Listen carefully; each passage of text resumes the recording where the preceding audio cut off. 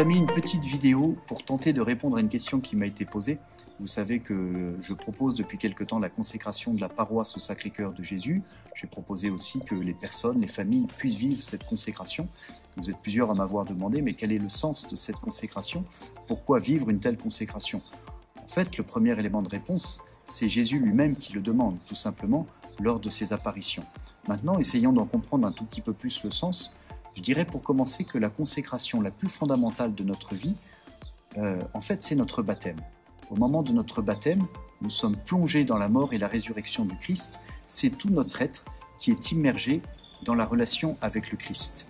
Nous recevons la grâce de devenir enfants de Dieu. Nous nous engageons, même si souvent, pour la plupart d'entre nous, c'est par la bouche de nos parents, parrains, marraines, eh bien, nous nous engageons à vivre dans la foi, à être fidèles au commandement de Dieu et à rejeter le mal et le péché. À la fin de notre baptême, pour beaucoup d'entre nous, nous avons eu une prière de consécration à la Vierge Marie. Déjà, cette consécration à la Vierge Marie signifie que l'on place la vie chrétienne du nouveau baptisé sous le regard bienveillant, sous la protection de la Vierge Marie. Et nous disons dans cette prière que finalement, tous les efforts de sa vie chrétienne qu'il pourra accomplir, il peut les faire par amour de la Vierge Marie. Quand on est adulte, on peut renouveler cette consécration à la Vierge Marie. On peut aussi vivre une consécration, et d'autres consécrations encore, mais on peut vivre une consécration au Sacré-Cœur de Jésus. Se consacrer à quelque chose, vous savez, c'est une expression qu'on emploie de temps en temps. On peut consacrer sa vie à une cause, on peut consacrer sa vie à une passion, à une activité.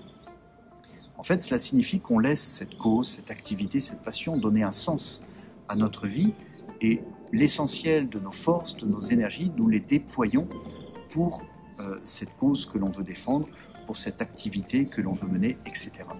Et bien finalement, se consacrer au Sacré-Cœur de Jésus, c'est laisser l'amour du cœur de Jésus donner le sens de notre vie. C'est faire en sorte que l'essentiel de nos forces, je dirais même de nos efforts, nous puissions les faire par amour du cœur de Jésus. Voilà, je crois, la signification profonde. Le cœur de Jésus est blessé parce qu'il ne reçoit pas de la part des hommes tout l'amour qu'il attendrait de notre part. Se consacrer au cœur de Jésus, c'est tout simplement vouloir offrir cet amour au cœur de Jésus qu'il attend de notre part. Vous savez, le jour de notre baptême, pour y revenir, nous recevons ce qu'on appelle la grâce sanctifiante. C'est une grâce habituelle, c'est-à-dire qu'elle nous habite de manière permanente. Nous pouvons toujours puiser à cette source parce que cette grâce est toujours présente dans notre âme. Nous y avons toujours accès. Mais pour vivre chrétiennement, le Seigneur nous réserve aussi des grâces plus ponctuelles, qu'on appelle des grâces actuelles, qui nous permettent, selon les circonstances de notre vie, d'agir chrétiennement, de faire la volonté de Dieu, de marcher vers la sainteté, etc. Eh bien, se consacrer au Sacré-Cœur de Jésus nous apporte un certain nombre de grâces qui vont dans ce sens-là.